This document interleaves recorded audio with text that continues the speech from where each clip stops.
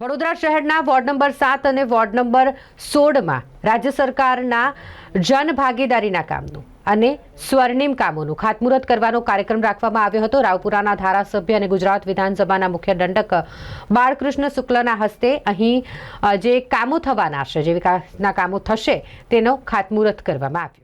Ward number 7માં આવેલ Sadhananagar society ખાતે નવીન drainage line નાખવાનું કામ, વોર્ડ નંબર 16માં આવેલ વિશ્વકર્મા નગર મિયાજીના કારખાના તથા શર્માજીની ગલીમાં પાણીના પ્રેશર સુધારણા બાબતે કામગીરી કરવામાં આવશે।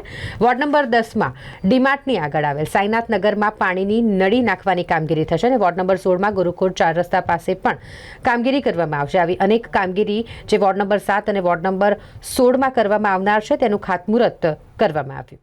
વોર્ડ નંબર 16માં કેટલાય એમાં કામો હતા જે ઘણા વખતથી નાગરિકોની એક રજૂઆત હતી, જેના અંદર વરસાદી ગટર, ડ્રેનેજ લાઇન અને રોડના કાર્પેટો હતા।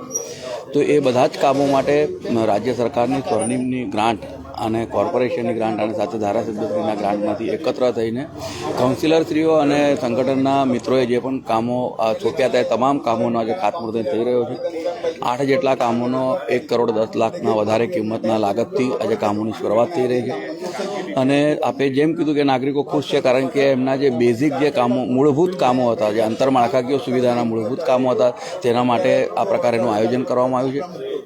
આપના માધ્યમથી તમામ નગરવાસીઓને, ખાસ કરીને રાવપુરા વિધાનસભા વિસ્તારના મતદારોને હું વિનંતી કરું કે આપણા વિસ્તારમાં પણ આવા કોઈ આંતરમાળખાકીય સુવિધાના જો કામો બાકી રહેતા હશે તો આપણા વિસ્તારના અમારા સ્થાનિક કાર્યકર્તાઓને ચૂંટાયેલા પ્રતિનિધિ જાણ કરશો। તે તમામ કામો પરિપૂર્ણ કરવા માટે અમે ગુજરાત વિધાનસભાના દંડક અને આપણા ધારાસભ્ય શ્રી બાળુભાઈ શુક્લા સાહેબના વરદ હસ્તે આજ સવા કરોડના કામોનું ખાતમુહૂર્ત થવા જઈ રહ્યું છે, જેમાં સાઈનાથ નગરમાં વર્ષોથી પાણીની લાઈન નાખવાનું કામ છે।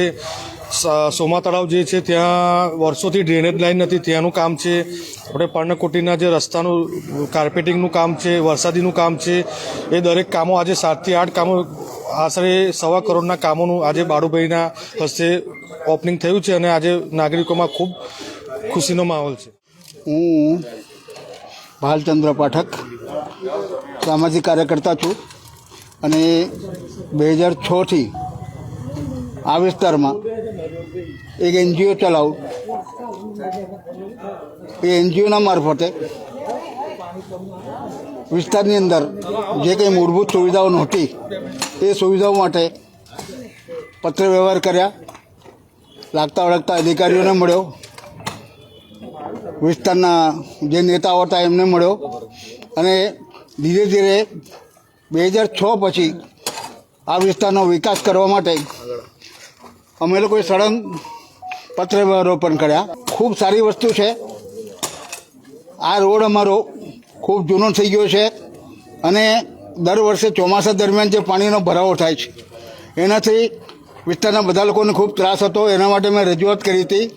અમારા વિસ્તારના જે ભારતીય જનતા પાર્ટીના કાઉન્સિલર છે એમને રજૂઆત કરી હતી કે ભાઈ આ વિસ્તારની અંદર આ રોડ બી અમારો જૂનો થઈ ગયો છે, બને તો સારું છે, એ પહેલાં વરસાદી ગટર સારું છે, એવી રજૂઆત મેં અમારા વિસ્તારના જે સ્થાનિક કાઉન્સિલર છે શ્રી ઘનશ્યામભાઈ એમને રજૂઆત કરી હતી।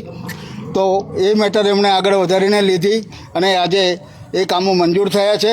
એનાથી અમે સોસાયટીના લોકો ખૂબ આનંદની વાત છે કે અમારા વિસ્તારની અંદર હવે આ વરસાદી ગટર થશે ને ત્યાર પછી રોડ પણ નવો બનશે। બહુ સારા ખુશ છે અમે રજૂઆત કરી હતી બાળુ સાહેબની, અમારું સારી રીતે કામ કર્યું છે અને આજે એનું ખાતમુહૂર્ત છે। 11 લાખ જેવી બજેટની એ છે।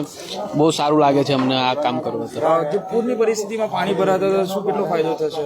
હવે અનેક ફાયદો થઈ જશે। હવે પૂરમાં હવે તકલીફ નહીં પડે અને જો કે હવે સારું એવું કામ કરી રહ્યા છે એટલે પૂર તો નહીં જાય। ઘણા ખુશ છે બાળુ દાદાના આ કામથી, કારણ કે ઘણા વર્ષો જૂની ડ્રેનેજ લાઈન હતી ને એ જગ્યા પર ડ્રેનેજ લાઈન બનાવી રહ્યા છે એટલે ત્યાંના રહીશોને ઘણી સુવિધાઓ મળી જશે એમાંથી। સોમા તળાવ વિસ્તાર હોય કે ગુરુકુળ 4 રસ્તા હોય ત્યાં વરસાદી પાણી ભરાણા હતા। લગભગ સાહેબને પણ અમે રજૂઆત કરી હતી।